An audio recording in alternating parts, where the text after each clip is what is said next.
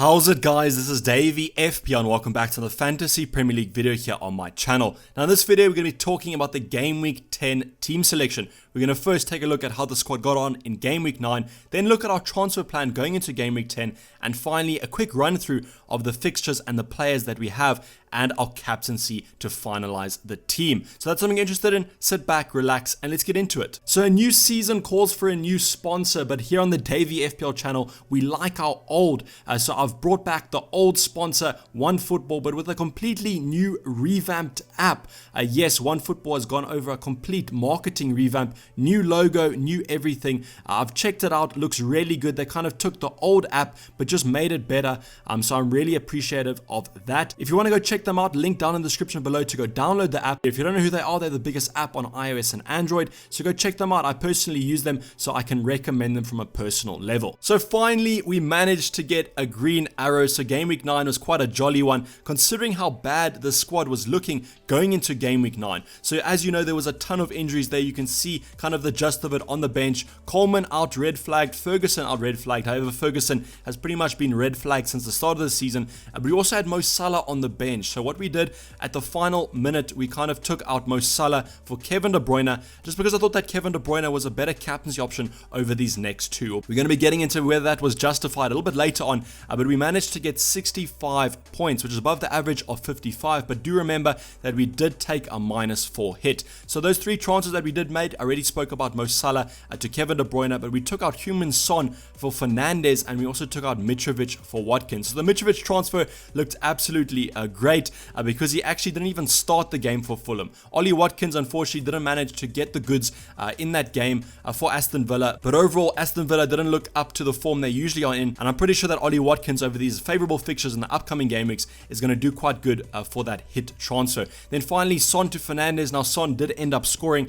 I was a little bit annoyed at that because it was in the opening 5 minutes, I think, against Man City. I don't know how they didn't defend that. That's basically been the way that Spurs have been scoring all season, is a ball over the top to Son, and Man City just basically let them have it. But we did bring in Fernandes and captain him, which is quite a profitable move in my opinion, as I don't think I would be captaining Son anyway.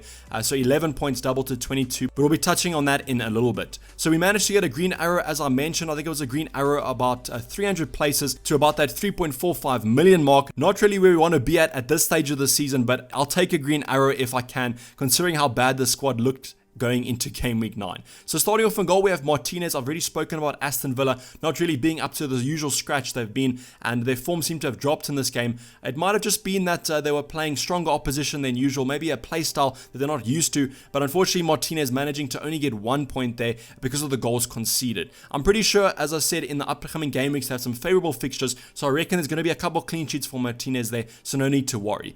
Going into the rest of the defense, we have Taylor, who was one of the heroes of this game week, was yellow flag going into Game Week 9, but managed to start that Monday night fixture, and Burnley managing to close out that clean sheet with a lovely 1-0 victory against Crystal Palace. So actually Taylor managed to have a price drop, considering that he's got bonus points and a clean sheet in the last two. That's a little bit surprising, but maybe some managers forced their hand with that yellow flag, and I think that Burnley have some favorable fixtures coming up after this game week, which can hopefully lead to a couple more clean sheets from Taylor. Then going on to Chilwell from Chelsea with 7 points. He could have actually got a little bit of a cheeky assist there, managing to push the Newcastle player to score the own goal. A little bit of a weird goal to score there for Chelsea, but Chilwell managed to also get a bonus point, I believe, which took him to 7 points. So he's been quite a consistent scorer since coming in for Trent Alexander-Arnold, so I'm pretty happy with having him in the squad. Then finally Walker-Peters, who conceded but still managed to get 1 bonus point, which took him to 3, which is quite a weird score coming from a defender. So overall the defense was a little bit hit or miss this game week, but definitely was happy with that Taylor and Chilwell clean sheet. Going into the midfield, we'll start off with Podence, as I'll link him with Raul Jimenez. I think I need to address the situation with Wolves. Now Wolves are really not playing well. I actually thought they played really well against Southampton. I managed to watch the whole game because I was a Podence and a Raul Jimenez owner, and they actually had a ton of shots, a ton of chances, but they simply weren't finishing them. Podence and Raul Jimenez were guilty of this. I think both of them had a one-on-one that they just kind of either shot at the keeper or missed. Raul Jimenez having a couple of header chances. He actually scored one but was offside, which was a justified decision because he was miles offside, so not really too active about that, but he managed to get 5 points with that assist, managing to shoot, hit the post, but then luckily Neto converted the chance. But with Raul Jimenez and Podence, it's a little bit of a weird situation because they did play well, and they are facing Arsenal, but I just don't know if it's worth keeping them in my squad because they're simply just not producing the goods when there are other players that are actually cheaper that are performing better of them. We'll go on to Sterling and De Bruyne and talk about them as a duo. So against Spurs, Man City just not showing the form that they've showed in previous seasons. If you want to go look at my whole kind of thought process on Man City, go check out the Game Week 10 preview. I went over an in-depth analysis, not only on the stats of the players, but also on the stats of a team as a whole, comparing them to last season as well. So that's quite interesting. So Sterling and De Bruyne, as you know, Sterling didn't actually start. He was recovering from a little bit of a knock over that England international break. So he didn't start, but managed to came on. Didn't look too lively as he came on.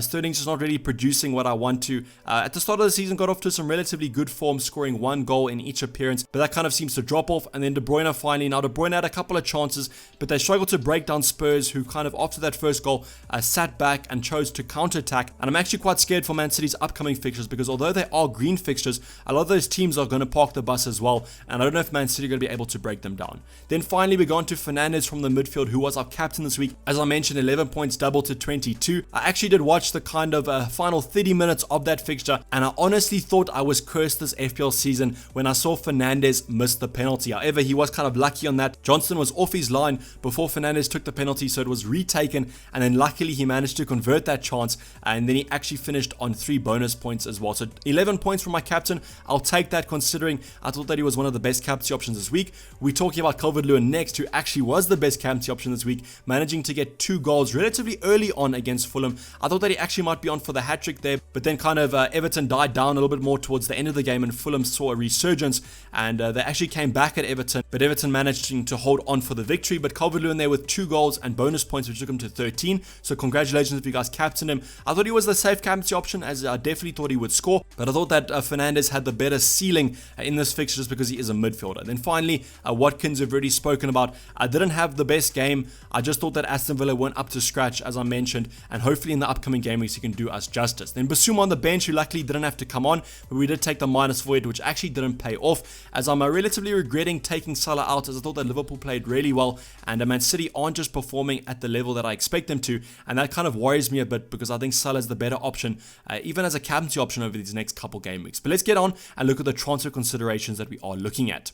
So the 2 transfers that I am looking at kind of each as a set. So the first transfer is relatively easy. I'm considering taking Coleman out to a Man City defender because Man City have lovely fixtures, and we spoke about in that Game Week 10 preview that the Man City defensive stats are actually looking quite good. So I'm considering Ruben Diaz. I could also look at Cancelo as they are at the same price point, but with Cancelo I'm just worried about a little bit of rotation, and if I bring in Ruben Diaz, I'm pretty much going to have him for the rest of the season, or maybe even till that first wildcard that I use. So I'm hoping for a player that's kind of nailed, which is why I'm considering Ruben Diaz over João Cancelo. So the second transfer option that we are looking at, what I could do is downgrade Coleman to someone like Nathaniel Klein. I just need a relatively cheap defender around that 4.5 bracket, so whether it's Nathaniel Klein or someone else, it will be around that 4.5, 4.6 bracket, and then I would take Daniel Podence to Diego Jota. So I'm doing a switch for switch of the Portuguese players, but I just think that Diego Jota is a much better option to Podence, and with Podence, it's just going to come down to when he is rotated. He managed to start this game, but he's definitely going to be subbed off, and I think in the next game week, I don't think he's going to start, which worries me quite a bit. When I can have a player like Diego Jota, although he might not start, I have more of a guarantee of points if he comes off the bench than Podence does for Wolves. So these are the 2 transfer options I am considering. By the time you watch this video, I might have already made the transfers, as unfortunately I'm having to record this a little bit earlier on than usual because of my exam schedule. So these are the transfers, but I will confirm them on my Twitter. So this is how the team looks without any transfers being made. As I said, I am recording this video a little bit earlier on, so I don't want to make the transfers without those Champions League fixtures. So we're talking about this unchanged team. However, there could be some changes going into that Game Week 10 deadline. Starting off in goal, we have Martinez and Watkins versus West Ham. This is a little bit of an iffy fixture, as they're actually doing quite well from a defensive point of view, and that worries me a bit about Ollie Watkins, but definitely Aston Villa, I can see them bouncing back after that defeat, and I'm hoping for a good overall performance that will kind of lead to a clean sheet for Martinez and hopefully a goal for Ollie Watkins. The rest of the defense is absolutely miserable. We have Taylor against Man City, which is why I'm considering that move, as hopefully I won't have to play Taylor then, because I do have 2 Man City midfielders, but then we also have Chilwell against Spurs. which is quite an unpredictable fixture, as although that Man City would kind of contain Spurs, but unfortunately they didn't. And I think that Chelsea are going to have quite a hard job containing Son and Kane as well. And then finally in the defense, we have Walker Peters against Manchester United, which is also a little bit of a conflict of interest because I have Bruno Fernandes, but this game could go either way. Our opponents and Raul Jimenez against Arsenal. I'm hoping that I don't have one of them.